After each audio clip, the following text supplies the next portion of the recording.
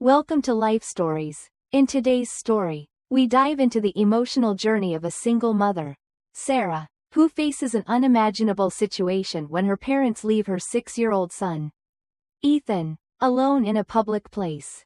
What follows is a whirlwind of fear, anger, and the eventual realization of what it truly means to protect those you love. This story teaches us about family, forgiveness, and the resilience needed to rebuild what's broken. Stay tuned to discover the profound lessons learned along the way. Please subscribe to the channel to start today's story with us. I remember the weight of exhaustion bearing down on me every morning. It wasn't just the long shifts as a nurse at the local hospital. It was the constant balancing act of raising Ethan, my 6-year-old son, alone. After my husband, Greg, passed away from cancer 2 years ago, the ache in my chest never fully faded. Even after the funeral, when the condolences and the casseroles stopped coming, the loneliness remained. I was left with a child to care for, a job to hold onto, and an empty space in my heart that nothing could fill. Greg had been my anchor, the one person who made everything feel like it would be okay. But now, it was just me and Ethan, and I was doing my best to make sure that he didn't feel the absence of his father. Even though I felt it in every corner of our home. His laughter was the one thing that gave me hope. His smile was my reason for pushing through the endless days. But as a nurse, I was always running. The hospital called me in for emergencies at all hours, and I couldn't say no. It was my responsibility to provide for us. But it often meant I was away from Ethan for longer stretches than I ever wanted. I couldn't afford to take time off, and I couldn't let anyone down. The pressure was suffocating. One evening, after a long day at work, I stood in front of Ethan, already feeling the weight of the shift ahead. His big blue eyes stared up at me, knowing the routine all too well. "Mom, are you going to be late again today?" he asked, his voice barely masking the disappointment. He was only 6, but he already seemed to understand that my job was the reason I wasn't always there. "I'm sorry, Ethan," I said, my hand brushing his unruly brown hair. "I've been called in for an emergency shift tonight, but I'll be home by tomorrow morning, and we can have breakfast together." He smiled faintly, his small face trying to hide the sadness. "I'll wait for you, Mom." I swallowed the lump in my throat. The pain of seeing him so mature for his age, of knowing how much he had to grow up too soon, was unbearable, but I had no choice. We had to survive. As I reached for my phone to call Lisa, my closest friend, I remembered she, too, was working tonight. There was no one else I could turn to for help. I hesitated for a moment, thinking back to my own childhood and the moments when I had relied on my parents. But now, the idea of asking them for help felt impossible. My mother, Barbara, had always been critical of my life choices, of my career, my parenting, everything. "Maybe we should call Grandma and Grandpa," Ethan suggested, his voice small but determined. The suggestion made my heart skip a beat. The idea of asking my parents for help was both a relief and a burden. I knew that, deep down, it was the only option left. But it wasn't easy. My mother, Barbara, was a force to be reckoned with, always dominating conversations with her opinionated views on what was best. She had criticized me endlessly after Greg's death, accusing me of not being strong enough, of not taking proper care of Ethan. It felt as though no matter what I did, it was never enough for her.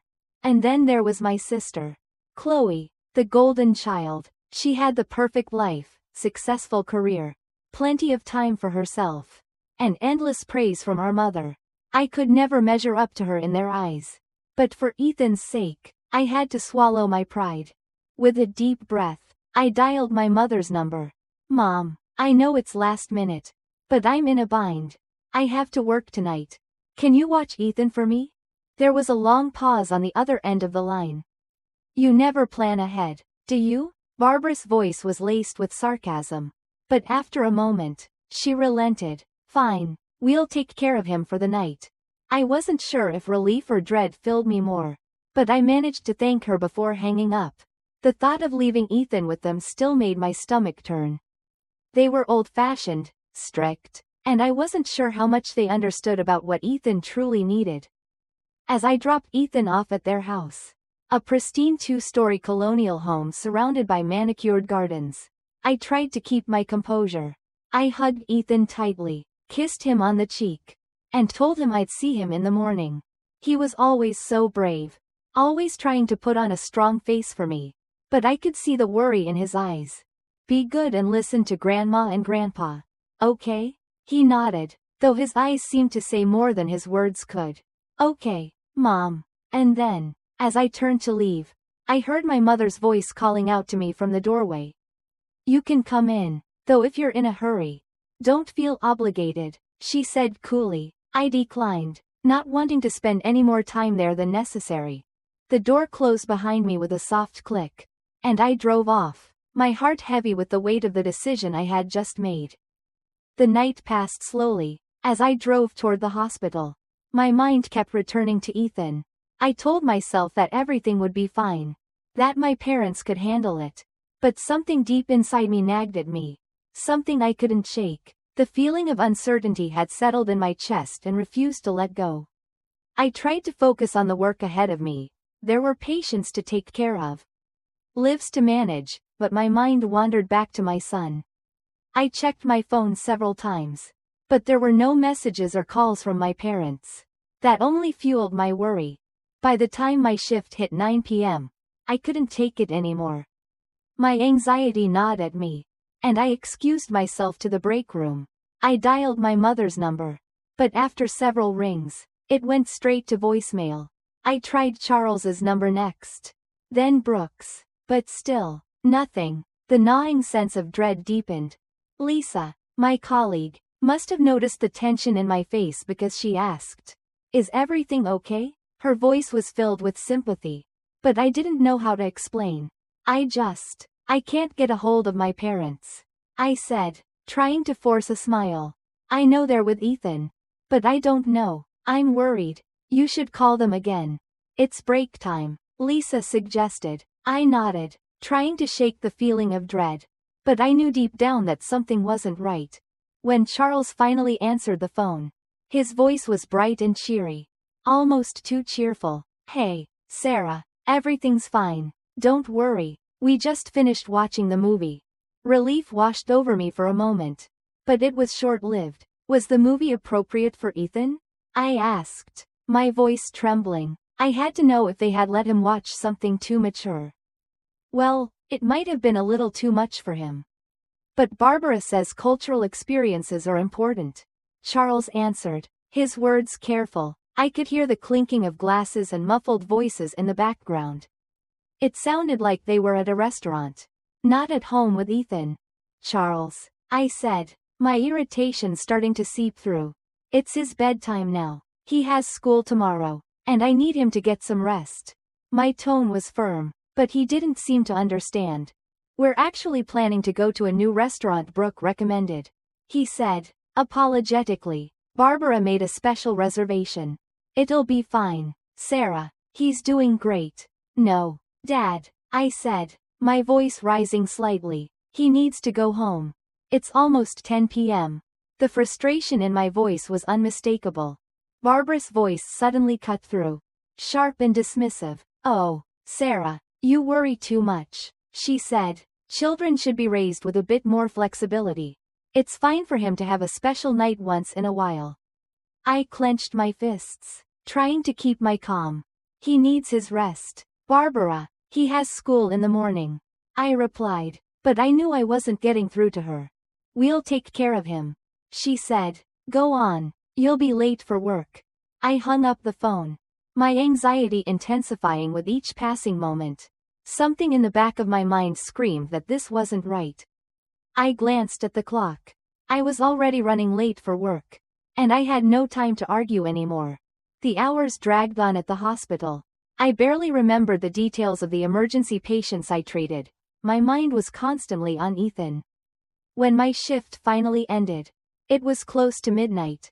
Exhausted but unable to rest, I pulled out my phone and called my parents again. No answer. I tried their home number. Still nothing. Lisa noticed my growing distress as I paced near the nurse's station. Sarah, no one's answering? She asked gently. I nodded, my heart sinking. Maybe they've turned off their phones. She suggested. Ethan's sleeping, and they don't want to wake him. But I wasn't convinced. Something felt off. I hadn't heard from them in hours. As I went about my work, my anxiety continued to grow. It was almost 2 a.m. when my phone rang again. This time, it was my mother. Sarah, calm down. Barbara's voice was tinged with irritation. Everything's fine. We just finished dinner, and we're heading home. My pulse quickened. Where's Ethan? I demanded. Is he with you? There was a long pause. Then, Barbara's voice cracked slightly. Isn't he with you? My blood ran cold. What do you mean? Isn't he with me? I asked, my voice shaking. Where is Ethan? Where is my son? Suddenly, I could hear Charles's confused voice in the background. I thought he was with you, Barbara. Then, I heard Brooke's voice, irritated. Ethan must have gone home by himself. We didn't notice. I couldn't breathe. You left him? You left my 6-year-old son alone? My voice was barely above a whisper, but it was filled with horror. We thought he was behind us, Barbara said defensively. There were so many people after the movie ended. We were in a hurry to make the restaurant reservation. Ethan's a smart boy. He could find his way home.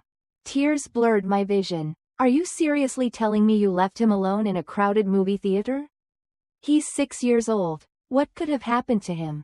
Barbara's voice became more dismissive. It was an accident. Sarah, don't overreact. We thought he'd be fine. I felt my whole body shaking with anger and fear.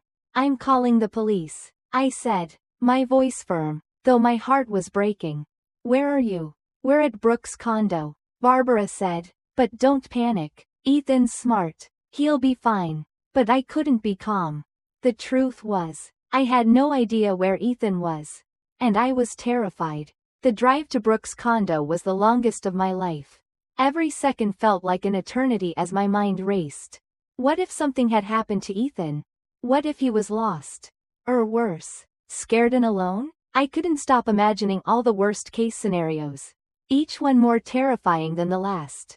The phone call with my mother had shattered any semblance of calm I had left. I couldn't believe they had left him behind, not even realizing he wasn't with them until hours later. When I arrived at the condo, my heart was hammering in my chest.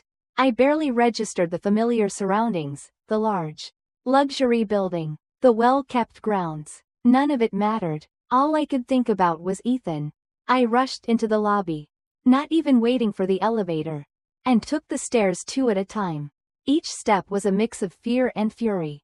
How could they do this? How could they leave him?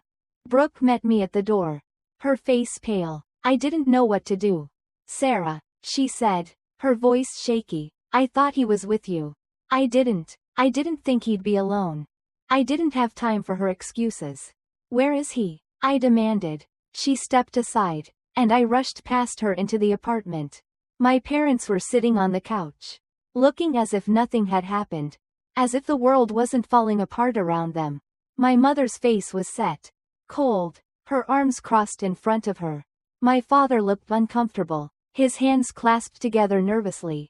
We thought he went home by himself, Barbara said dismissively, as if this was no big deal. He's a smart kid. He can handle himself. I felt the heat rise in my chest. He's 6 years old. Mom, how could you leave him alone in a crowded theater and think he'd find his way home? He's a child. My voice shook with anger and disbelief.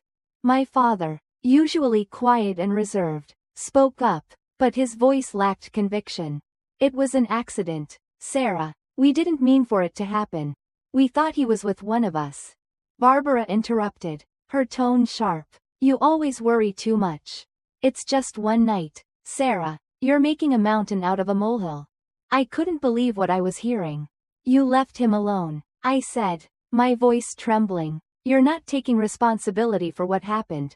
You put my son in danger. And now I'm the one having to fix this. The police officer's call came just then, and I froze as I listened to his words. We've found your son. He's in police custody. Please come to the station immediately. The words hit me like a punch to the gut. Ethan was okay. He was alive. He was safe. But the relief I felt was quickly replaced by a surge of guilt and anger. How could they have been so careless? I was already heading to the car when I noticed Barbara's expression. Something I had never seen before, a flicker of guilt. A shadow of doubt. I drove to the station as fast as I could, my hands gripping the wheel. The police station was cold and sterile, its walls filled with the hum of bureaucratic noise. When I walked in, I could barely hold myself together. The officer led me to a small room where Ethan sat, his small figure hunched over, his eyes red and puffy from crying. "Mom," he cried, his voice breaking. I was scared. "I didn't know where you were." I rushed to him, pulling him into my arms, my heart breaking at the sight of my son. So small, so vulnerable. "I'm so sorry, baby," I whispered, stroking his hair. "I'm so sorry. I'll never let anything like this happen again." The officer gave me a stern look, but his voice softened as he explained the situation. A woman found him wandering outside the theater. He was crying and said he was lost. She called us, and we brought him here. I nodded, trying to absorb the information. "Thank you," I said, my voice shaking. "Thank you for finding him." Ethan looked up at me, his face streaked with tears. I was scared. "Mom, Grandma said I was smart, but I didn't know what to do." I kissed his forehead. "You were very brave, Ethan. You did the right thing by asking for help. I'm proud of you." The officer looked at me seriously. "You'll need to file a report," he said, taking out his notebook. "We're going to have to investigate. This is a serious case. Your parents left him alone in a public place, and that's a form of neglect." I nodded, feeling the weight of the words settle on my shoulders.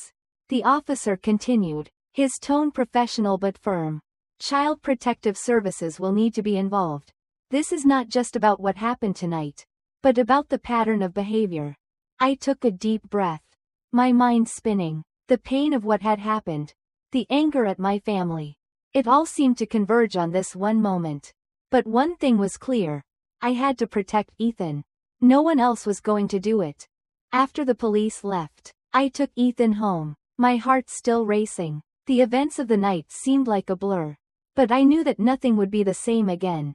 The betrayal of my family stung deeply, but I also realized something profound in that moment. No matter what happened, my priority was Ethan's safety and well-being, and I would do anything to protect him. As I tucked him into bed that night, I held his hand and whispered, "I love you, Ethan, and I'll always protect you." A year had passed since that terrifying night, and I often found myself reflecting on everything that had happened. It was a year of pain, growth, and healing for both Ethan and me. Though the scars of that experience remained, they no longer defined us. With the help of therapy, Ethan had learned to overcome his fear, and I had found a new strength in myself as a mother. The legal consequences for my parents and sister had left a lasting mark on our family. But it had also taught me something important. Sometimes, you have to stand up for what's right, even if it means going against your own family. As I sat in the park, watching Ethan play with other children, I felt a sense of peace I hadn't known in a long time. His laughter, free from the shadow of that night, filled me with a warmth that made everything worth it. But as I watched him, I also saw something else, growth. He had learned resilience, and so had I. I was interrupted by the sound of footsteps approaching. I turned to see my father, Charles, walking towards me. His appearance had changed, his hair graying, his posture more hunched than I remembered. But there was a softness in his eyes now, a sadness mixed with regret. "Can we talk?" he asked, his voice tentative. I nodded, and we sat together, silently watching Ethan play in the distance. It wasn't easy to rebuild the relationship, but it was a step toward forgiveness, a lesson learned, and a reminder that even broken relationships could heal over time. Thank you for watching this story. Please subscribe to the channel to stay updated with more life stories.